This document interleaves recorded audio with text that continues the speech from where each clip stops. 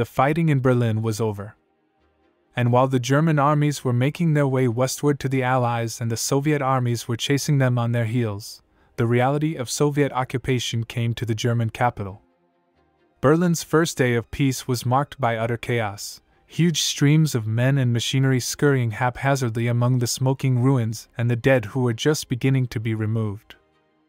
The sun was shining brightly and 100,000 Soviet soldiers, thousands of tanks, guns, trucks, and endless wagons were rolling toward Berlin to meet the tens of thousands of prisoners marching to the east.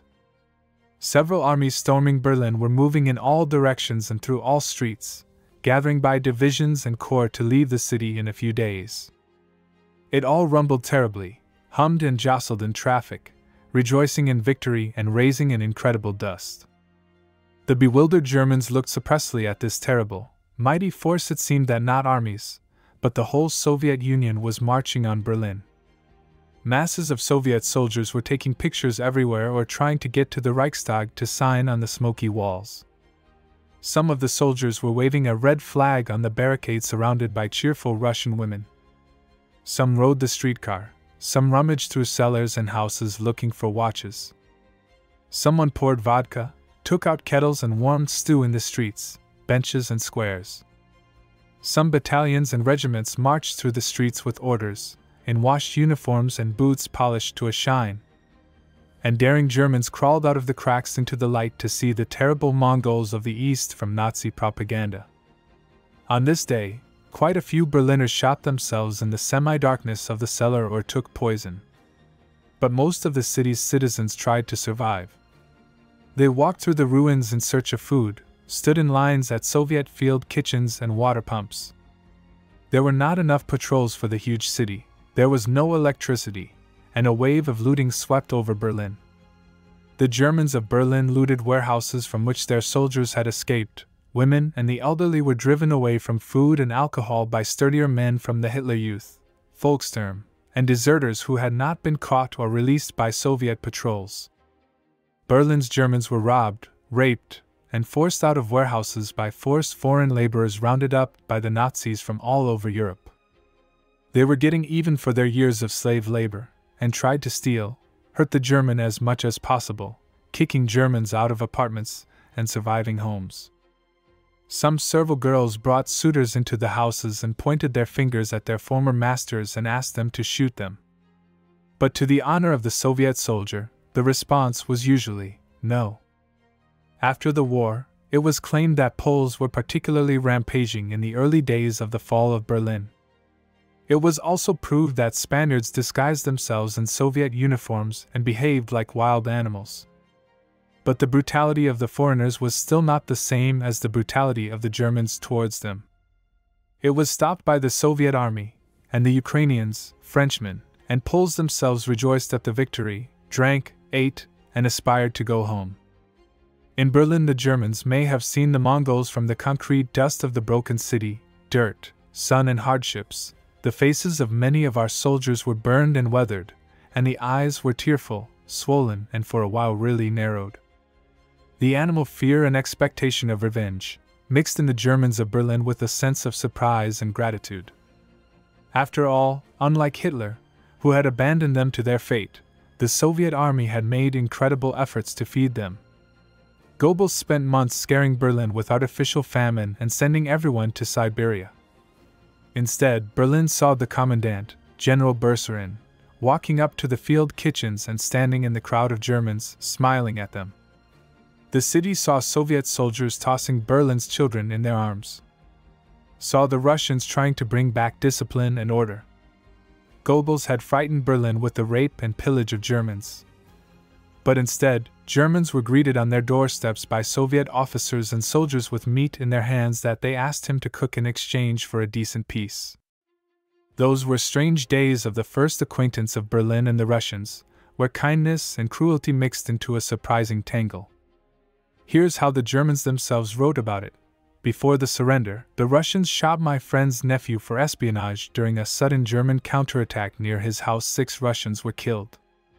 The guy's aunt, a very young woman, was also to be shot. She managed to save herself. She found a 50-year-old Russian soldier.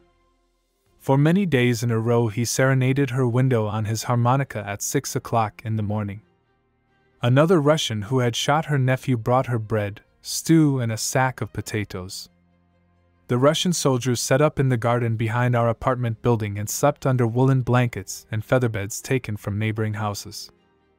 The next morning it seemed to us that it was snowing. They were the ones who ripped up the featherbeds and threw feathers at each other. The Russians had great respect for books. The Germans, who had a lot of them, they called professor. The soldiers loved to have a piano played for them. They admired anyone who could play. Despite the millions of casualties, destroyed cities, and war crimes, no wave of Russian revenge came to Berlin. Stalin, Soviet generals, and personally the commandant of Berlin, Nikolai Bersarin, taught the soldiers to divide Nazis and Germans. They wanted to show the German people that there was another life, that a new era had dawned for Berlin. But despite all efforts, the attitude of the Germans to the Russians remained hostile. And in the memory of new generations of Europe remain only myths about Russian cruelty. Germany fought in the East until the very end, because it believed the victory of the Russians will destroy the German people, that one half of the Germans will be sent to Siberia, and the other half will be made slaves. This is what the Nazi propaganda suggested, and of course the USSR expected German partisans, sabotage, and resistance, especially in the main Nazi nest Berlin. After all, this is how the Soviet people resisted the German occupiers in Brest, Minsk, Smolensk, Orel. And the same was expected from the Germans in Berlin. But instead of anger and resistance, the superior Aryan race suddenly showed submission and obedience. Soviet soldiers were surprised at how quickly the Berliners changed their views on the world, cutting swastikas out of Nazi banners to hang red flags on the wall of the house. Red Army soldiers marveled at how obediently Berliners took to the streets with and without orders, clearing Berlin of corpses, rubble, and stones. And in the first weeks of peace, Berlin was brought back to life by German women. The surviving German men in those days habitually hid behind women's skirts. They had been hiding in Berlin for over a month, under Hitler, lest he send them to the trenches of the Volkssturm under Stalin, lest he send them to Siberia. During the month-long battle for Berlin, the Germans had gotten used to doing and deciding everything themselves, facing danger face to face every day. They were also incredibly frightened, but hunger and children forced them to take risks. The Germans left their dungeons to find food, firewood, and water, crawling among the bursting bombs. And after the surrender, the women went out to clear Berlin according to the famous saying, "Even in hell, the Germans will show Satan how to properly fan the fire on which he will roast them." On May 1st, the German women who had been driven out cleared the Tempelhof airfield for a day, so that on May 2nd Soviet planes could land there. The Germans amicably boarded up broken windows, cleared Berlin of garbage, and surprised the Soviet military by politely passing bricks along the chain with the words, "If you would be so kind, thank you very much." In the first half of May, the newspaper Pravda wrote from Berlin, when Red Army soldiers passed by German men, taking a pack of cigarettes out of their pockets and taking a cigarette in their mouths, the Germans, all as one, jump up from their benches and scramble out of their skin, offering lighted matches. Don't think it was respect, just subservience to a mighty force. Germans and Soviet engineering troops cleared Berlin. The women did it thanks to Zhukov's Byelorussian front, which on German rations and work coupons sent their soldiers allowances to Berlin. The first thing that the commandant in Berlin did was to issue 2 million food books, by which the Germans received food. Of course, the USSR, destroyed by the Germans, could not feed them chocolate-covered bananas. But for 4 months of Soviet occupation, Berlin received tons of flour, meat, potatoes, and deficit coffee, without which Germans could not have breakfast. Yes, Germany paid for it with goods after the war, but in the 45th year the Soviet Union was starving, and it shared the scarce food with the one who wanted to exterminate it. Of course, hunger still broke out in Berlin, and when the railroads and trains were repaired, Berliners began to travel to the villages for food, exchanging utensils, silver, and clothes that, according to Western historians, sort of took away the Russian occupiers. These shuttle drivers were nicknamed hamsters in Berlin. But the hunger and meager rations in Berlin did not compare to the hunger and rations in Leningrad and Moscow. None of the Germans ate olive oil and carpenter's glue, and did not grow potatoes in Berlin on every possible meter of land as the inhabitants of besieged Leningrad did. Quite quickly, black markets also sprang up in Berlin. On May 6, the Brandenburg Gate became the main place for trading from under the floor. It was founded by enterprising foreign workers who had been sent to Berlin by the Nazis. They sold here looted goods looted from the Germans. Germans selling property and young German women selling their bodies, on average 30 years old, appeared here. The black market at the Brandenburg Gate was nicknamed Shanghai by Berliners. The second black market was the ruins of the Reichstag, where Germans who had infiltrated the occupation organized the trade in American cigarettes. This market flourished after the division of Berlin into Allied occupation zones in August 1945.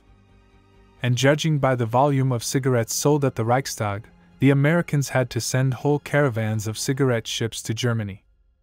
On May 8, the day of the signing of the German Surrender Act, the first German marriage was registered in Berlin by the Soviet Commandant's office.